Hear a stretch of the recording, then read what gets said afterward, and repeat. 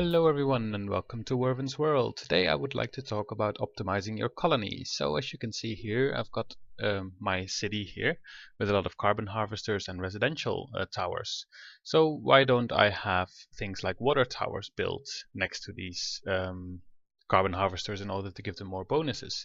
Well, that's because residential towers basically just give the most bonuses. So as you can see here, I've got a carbon harvester. It has a 145 production per day base.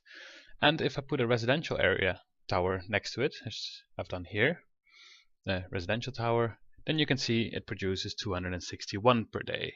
So it gets 153 extra bonus from being next to a residential area. If I put a water tower instead next to it, I have 218 per day, so I only get a 96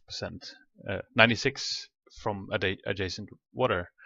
So here I get 153 from a tower, and I get only 96 from water.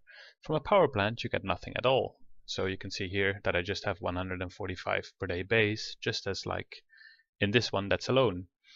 So the reason why you don't need water towers and residential towers is that actually residential towers, that bonus can be gotten multiple times.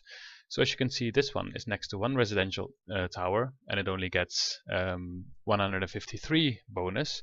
But if it's next to two residential towers, it gets 306. And if it's next to three residential towers, it gets 458 extra from the towers. So as you can see, basically it's just the most efficient to have a checkered pattern of mines or harvesters and then residential towers in order to get the maximum bonus on your mine.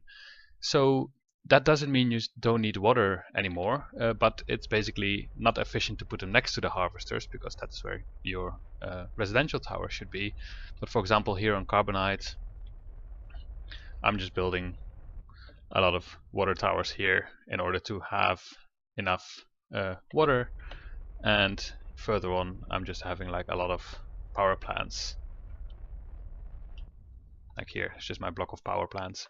So if you're confused on why I don't have environmental domes here, this is Carbonite. It's a terraformed planet and you don't need environmental domes, but the basics still apply. Basically, if there would be an environmental dome here, where is it there? Basically, these buildings would be inside the environmental dome, right? So the basics still apply. I just thought this would be clearer here in Carbonite.